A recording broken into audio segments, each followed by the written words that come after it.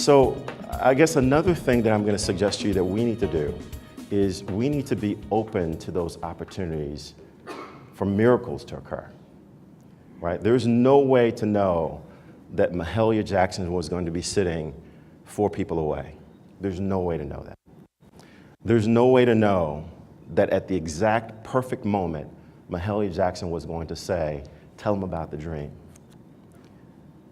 Or that Dr. King would pick out that voice in a sea of 250,000, 250 people.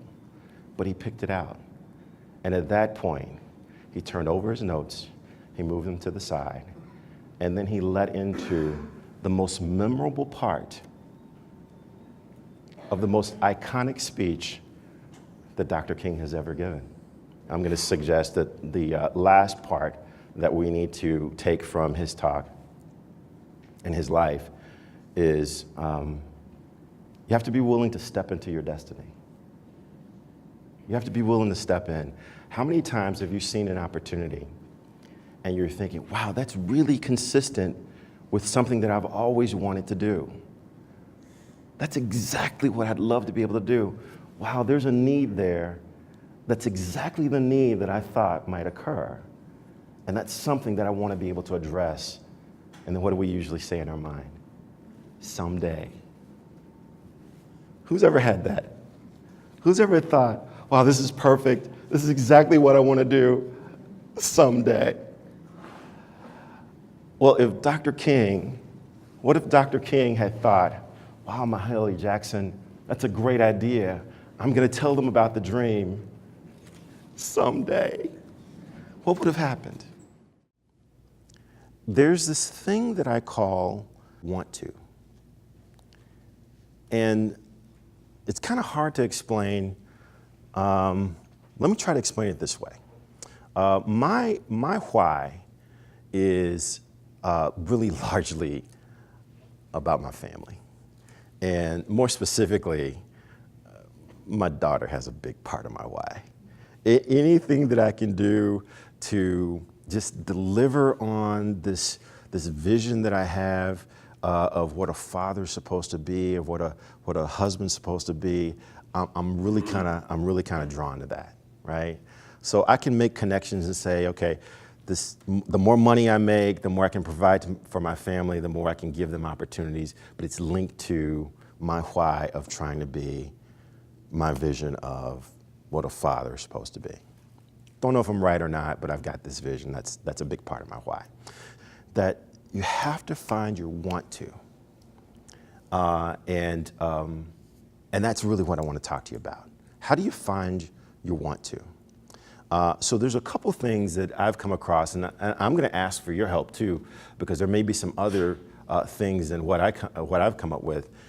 Your want to is linked to your why, right? There has to be some sort of connection to your why, right? If you don't have a why, you can't have a want to.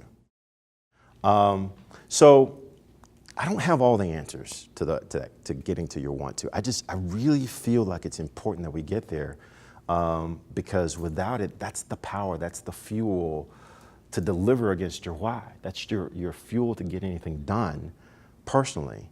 If you are a leader, if you're managing people, oh my gosh, that's the magic pill, if ever there is one, to getting more than what you ask for.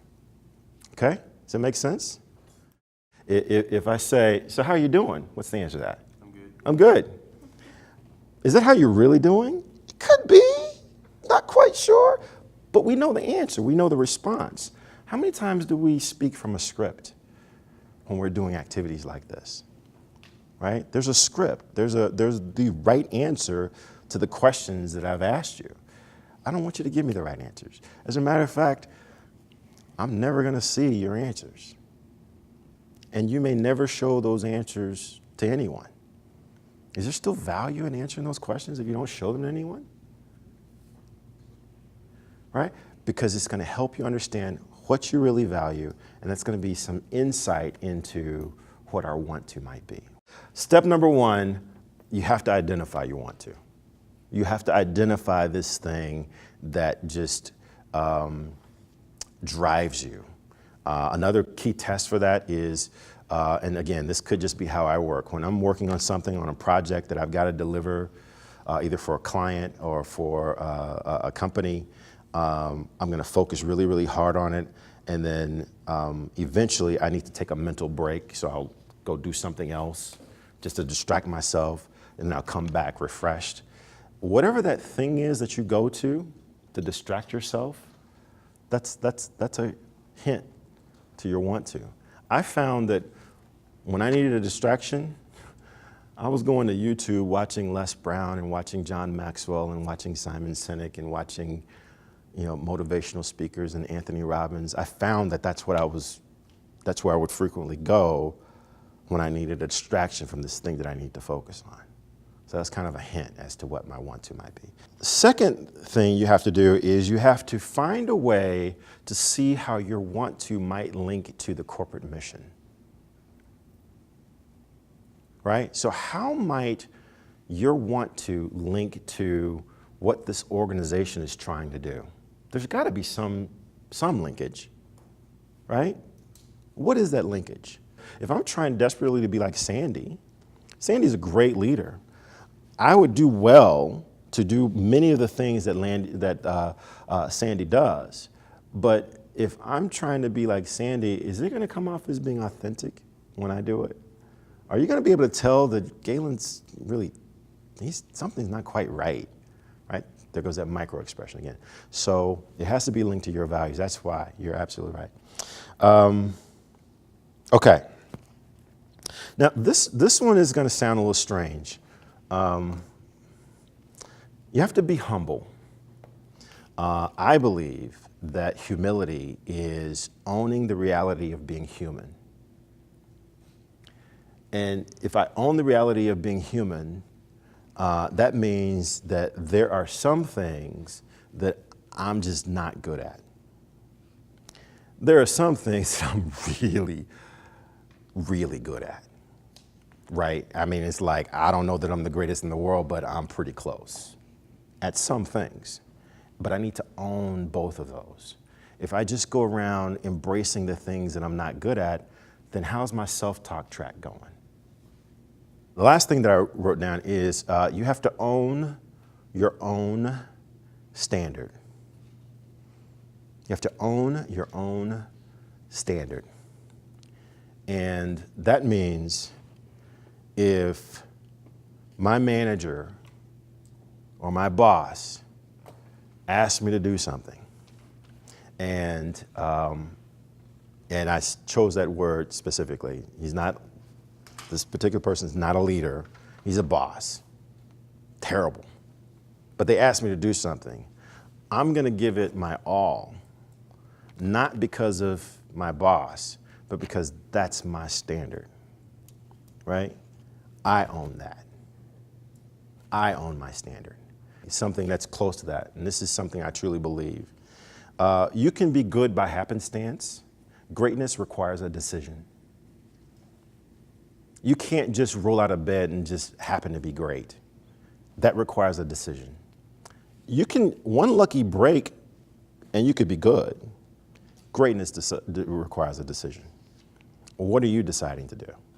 Once you tap into your want to, and you decide to do any of the things that we've talked about, and you own your own standard, then all of a sudden, you're going to start finding that the world does not like you very much, right? The world's not going to like you very much. You're going to have some people on your team, they're going to, who does he think he is? Who does she think she is? Why is he always giving this extra stuff, right? And the reason for that is because once you tap into this, you're going to mess up the curve for everybody else. You're going to redefine what average is for everyone else. Now what used to be average is below average. And if you keep going and other people start joining you at this higher level of performance, what used to be average is going to be antiquated. Who's ever watched a commercial, right? Everyone. Usually the commercial says something like this: your life is incomplete, you're not doing what you need to do, you're not where you need to be, you're not fulfilled, And if you buy my product for $9.99, then and only then will you be fulfilled, right? How about this one? The world is not safe. Everyone is trying to kill you and destroy everything that you believe in. And if and only if you vote for me, will you have a chance at preserving what you believe to be true, right? That's politician. That's every politician, right? Right? All right, so the world is not rooting for me. My leaders aren't rooting for me. This one really is going to mess you up. How many people leaders do we have in here? How many people managers? You manage people in here. Okay. Need you guys to like turn off your ears. All right. Your manager, if they're not careful, your manager is not rooting for you. And here's why I say this. The definition of management is to corral a group of things or people to do a specific thing measurably better than it was done before. If you've ever studied like operations or Six Sigma, Lean Six Sigma, or any of that stuff, we actually count the things that are outside of this path that we're trying to go. We call those errors. And we try to get rid of the errors so that everything fits into this box, so we can move the box or move this group of people. We often say management is like herding cats, right? That's what management is. So your manager is not necessarily rooting for you, right? That's kind of scary. 60 to 70% of what we say to ourselves is negative and critical. It's things like, there you go again. You're never going to get this right. Oh my God, they recognize that you don't know what you're talking about, right? You didn't study last night and the teacher's going to find out. This donor is never going to buy into what you're talking about. That's what's going on in our head. So you've got the world telling you that you're not enough unless you buy their thing. You've got our leaders saying you're not safe unless you vote for them and buy into what I'm trying to do. You got your manager working really, really hard to make sure that you're not stepping outside of what they're needing to do. And then you're telling yourself you're not good enough. You didn't get this right, and everybody knows. And that's 70% of what's going on in your head. So how do we possibly get past all this to be the greatest in the world at anything? I am absolutely convinced, I can't be persuaded otherwise, that every success and every failure begins and ends with leadership.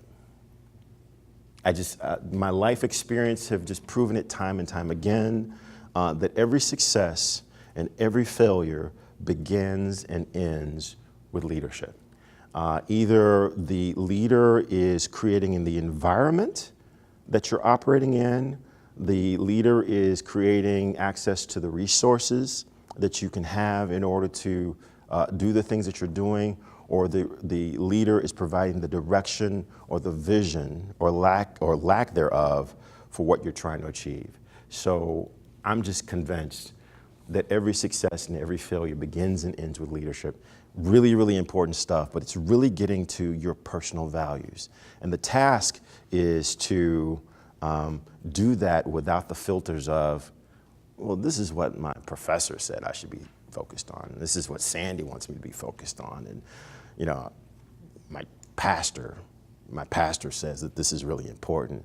Strip all that away and just really focus on what do I really believe? What am I trying to accomplish? And if you can do that, then you'll have a good understanding of your leadership platform or your why. One of the things that stood out as true for me was really how when you're living your life, ultimately you're sailing against the wind. The world's kind of against you. And even in the context of business, as you mentioned, even your own leaders who are trying to get work done that are constraining what you're doing down to what needs to be done, maybe versus what you could do or want to do.